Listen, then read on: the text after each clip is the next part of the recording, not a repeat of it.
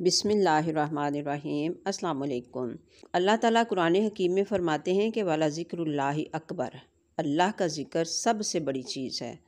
تو جیسے اللہ تعالیٰ اپنی ذات میں بے مثال ہیں، لاثانی ہیں، سب سے بڑے ہیں اور عظیم تر ہیں، ایسے ہی اللہ تعالیٰ کا ذکر بھی تمام عبادات سے افضل اور عظیم تر ہے۔ اللہ تعالیٰ نے اپنے لیے جو صیغہ اختیار فرمایا ہے وہ ہے اللہ اکبر، یعنی کہ دنیا جہان میں اللہ ہی سب سے بڑے ہیں، ان کی برابری کرنے والا کوئی نہیں ہے۔ اسی طرح سے اللہ تعالیٰ نے اپنے ذکر کے لیے بھی وہی صیغہ اختیار فرمایا ہے جو ہر چیز سے اعلیٰ اور بالا تر ہے، اور وہ کیا ہے؟ وَلَذِكْرُ اللَّهِ اکبر، اللہ کا ذکر سب سے بڑی چیز ہے۔ تو معلوم ہوا کہ اللہ کا ذکر ہر قول و عمل بلکہ ہر عبادت سے ایسے ہی افضل اور اعلیٰ اور بالا ہے جیسے کہ اللہ تعالیٰ خود سب سے بڑے ہیں، اعلیٰ اور برتر ہیں، کہ ان کی برابری کرنے والا کوئی نہیں ہے۔ تو کیا ہی خوش نصیب ہیں وہ لوگ کہ جو اللہ کا ذکر کثرت سے کرنے والے ہیں، کہ ان کو عظیم ترین اور افضل ترین عبادت کی توفیق مل گئی، کیونکہ تمام عبادات اللہ کے ذکر پر ہی تو مشتمل ہیں۔ اللہ تعالیٰ کے ذکر کی ترغیب دینے کے لیے صحابہ کرام کو اللہ کے نبی صلی اللہ علیہ وسلم کا ارشاد ہے کہ کیا میں تمہیں ایسا عمل اور ذکر نہ بتاؤں جو تمہارے رب کے ہاں درجہ کے اعتبار سے سب سے افضل اور بلند و بالا ہے، اور تمہارے لیے سونا اور چاندی صدقہ کرنے سے بھی بہتر ہے، اور تمہارے اس عمل سے بھی بہتر ہے کہ تم جہاد میں اپنے دشمنوں سے مقابلہ کرتے ہوئے ان کی گردنیں اڑاؤ اور وہ تمہاری گردنیں اڑائیں۔ تو صحابہ کرام رضی اللہ عنہم نے عرض کیا ضرور بتائیں۔ تو آپ صلی اللہ علیہ وسلم نے فرمایا کہ وہ ہے اللہ عز و جل کا ذکر۔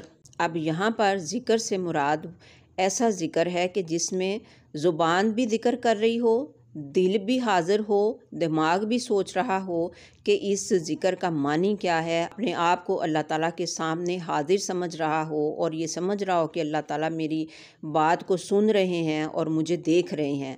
تو جس شخص کو اس طرح کا ذکر کرنا نصیب ہو جائے نا، تو یہ اس کے لیے کفار کے ساتھ جنگ کرنے سے کہیں زیادہ افضل ہے۔ ایسا ذکر نہیں کرنا چاہیے کہ جس میں نہ دل حاضر ہو، نہ دماغ حاضر ہو، نہ ہی اس معنی کا پتہ ہو کہ کیا کہہ رہے ہیں، اور نہ ہی اس چیز کا احساس ہو کہ اللہ ہمیں دیکھ رہا ہے۔ اچھا، جس آدمی میں یہ ساری شرطیں جمع ہو جائیں نا، کہ زبان سے ذکر اور دل کی حاضری اور دماغ کی سوچ اس کی طرف متوجہ ہو بالکل اسی طرح سے، اور یہی حالت نماز میں بھی ہو، روزے میں بھی ہو اور صدقہ کرنے میں بھی ہو، یا کفار کے ساتھ جہاد کرتے وقت بھی ہو، تو ایسا آدمی اپنی انتہائی مقصود کو پالے گا اور اس کا ذکر ہر عبادت سے افضل شمار ہوگا، کیونکہ کسی عبادت کو اگر فضیلت حاصل ہے تو وہ بھی اللہ کے ذکر ہی کی وجہ سے ہے۔ حضرت ابو سعید رضی اللہ عنہ سے روایت ہے کہ نبی کریم صلی اللہ علیہ وسلم سے پوچھا گیا کہ کون سا آدمی قیامت کے دن اللہ کے ہاں درجہ کے لحاظ سے افضل ہوگا؟ تو آپ صلی اللہ علیہ وسلم نے فرمایا کثرت سے اللہ کا ذکر کرنے والا۔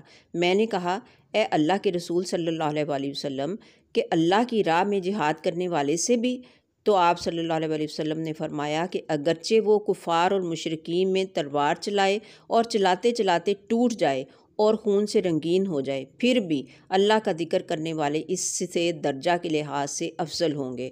اور میں نے بتایا کہ ذکر کیسے کرنا ہے، جس میں کہ زبان ذکر کر رہی ہو، دل حاضر ہو، دماغ حاضر ہو، اللہ کے سامنے حاضری کا احساس ہو اور معنی کا دھیان ہو۔ رسول اللہ صلی اللہ علیہ وسلم نے فرمایا اگر ایک شخص اپنی جھولی میں پڑے درہم تقسیم کر رہا ہو اور دوسرا ذکر اللہ کر رہا ہو تو اللہ کو یاد کرنے والا پھر بھی افضل ہوگا۔